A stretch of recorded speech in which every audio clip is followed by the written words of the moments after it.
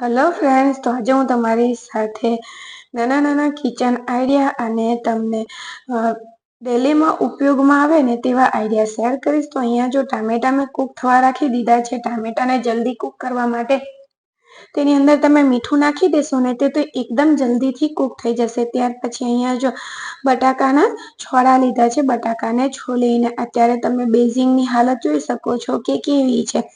આ બટાકાના છોડાને આપણે ફેંકી દેતા હોય છે, પણ તેનાથી જ આજે આપણે બેઝિંગ સાફ કરીશું. એટલે કે આપણું જે વાસણ ઘસવાનું બેઝિંગ હોય છે, તપેલું સિંક, તેને આપણે આજે સાફ કરીશું. તો તેની અંદર બટાકાની છાલ નાખી દીધી છે. ત્યાર પછી તેને આ રીતે આપણે હાથેથી ઘસી લેવાની છે. છાલ હાથમાં લઈ અને આખા સિંકમાં બધી બાજુ ફરતા આપણે તેને ઘસી લેવાનો, સરસ રીતે ઘસી લેવાનો. જો આ રીતે અને ઘસ્યા પછી આપણે 5 મિનિટ માટે તેને છોડી દેવાનું છે. પાણી છોડવાનું નથી કે ધોવાનું નથી. 5 મિનિટ, જો અહીંયા 5 મિનિટ થઈ ગઈ છે. ત્યાર પછી આપણે બટાકાના જે છોડા છે એટલે કે છાલ, તેને લઈ લઈએ અને ત્યાર પછી ધોઈને તમને બતાવું છું કે પહેલા કેવું હતું અને અત્યારે. તમે જોઈ શકો છો કે તેની સાઈન કોઈ પણ જાતના પાવડર યુઝ કર્યા વગર માત્ર બટાકાના છોડાથી જ તેની સ્વાઈન પાછી આવી ગઈ છે.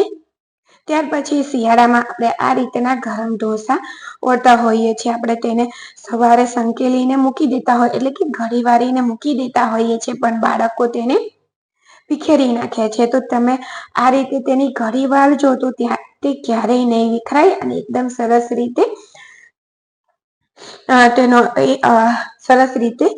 સરસ લાગશે બેડ ઉપર. તો એક બાજુ આ રીતે મેં વાળી દીધું અને બીજી બાજુનો જે ભાગ છે તેને આ સાઈડના ભાગ ઉપર ઊંચો કરી અને તેની અંદર એડ કરી દેવાનો, એટલે કે નાખી દેવાનો. આ રીતે જે રીતે તમને વિડીયોમાં બતાવું છું ને તે રીતે તમે આમ કરશો ને તો આ ઢોસો એકદમ સરસ રીતે તેની ઘડી થઈ જશે. બિલકુલ તે છૂટશે નહીં અને તમે બેડ પર રાખશો ને તો તે વ્યવસ્થિત દેખાશે. જો તમને હું ફેરવીને બતાવી રહી છું ગોલ, કે એકદમ કમ્પ્લીટ વ્યવસ્થિત લાગી રહ્યો છે. તો આઈ હોપ આ આઈડિયા પણ તમને ગમ્યો હશે. ત્યાર પછી અહીંયા આપણે નેક્સ્ટ આઈડિયા જોઈએ કે આપણે લગ્ન સિઝન શરૂ થઈ ગઈ છે તો લિપસ્ટિક લગાવતા હોઈએ છીએ. તો લિપસ્ટિક જો ત્યારે તમે લગાવો ને ત્યારે ઘણી લિપસ્ટિક આપણા હોઠને નુકસાન કરતી હોય છે. હોઠની સ્કિન આપણી સોફ્ટ હોય છે, એટલે કે સેન્સિટિવ હોય છે સ્કિન આપણી. તો તેને ડાયરેક્ટ નહીં લગાવવાની. આ રીતે તમારે હાથ ઉપર, અહીંયા તમને હાથ પર બતાવું છું, આ રીતે તમારે હોઠ પર વેસેલિન કે કોપરેલ લગાવી દેવાનું અને ત્યાર પછી તમારે લિપસ્ટિકને લગાવવાની. તેનાથી 2 ફાયદા થશે. તમારા હોઠને નુકસાન નહીં થાય અને તમારી લિપસ્ટિક પણ આ રીતે શાઇન કરતી દેખાશે. ડ્રાય નહીં દેખાય, સૂકી નહીં દેખાય ને તમારા હોઠને પણ નુકસાન નહીં થાય. ઘણી લિપસ્ટિકથી આપણા હોઠ એલર્જી થઈ જતી હોય છે. તો આ આઈડિયા જરૂરથી યુઝ કરજો. ત્યાર પછી અહીંયા જો તમારે ઈસ્ટથી ફર્મેન્ટેશન લાવવું હોય ને કોઈ પણ વસ્તુનું, કે પછી આથો લાવવો હોય, તો આ રીતે જે રોટલીનો લોટનો ડબ્બો હોય ને તેની અંદર વસ્તુ રાખી દેવાની. તો તે જલ્દીથી ફર્મેન્ટેશન થઈ જશે ને આથો પણ જલ્દી આવી જશે. ત્યાર પછી અહીંયા જો કેસરોલનો ઉપયોગ માત્ર આપણે રોટલી મૂકવા માટે જ નથી કરવાનો. તેને તમે 1 કલાકની અંદર ચણા પણ સરસ રીતે પલાળીને, તમે ચણા પલાળવાનું ભૂલી ગયા હોય ને તો તમે કેસરોલની અંદર ચણા એડ કરી દેજો અને ત્યાર પછી એકદમ ઉકળતું ગરમ પાણી જે હોય ને તે પાણી તેની અંદર એડ કરી દેજો અને તેને ઢાંકી દેવાનું. એ આપણી રોટલી ગરમ રાખે તો ચણાને પણ 1 કલાકમાં સરસ રીતે પલાળી અને સોફ્ટ કરી દેશે.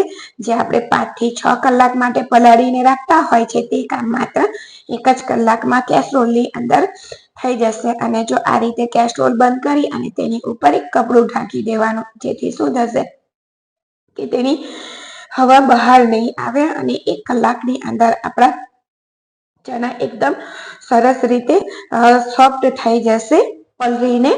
તો 1 કલાક થઈ ગયો છે. આ વિડીયો 1 કલાક થઈ ગયો છે. ત્યાર પછી હું તમને અહીંયા બતાવું છું.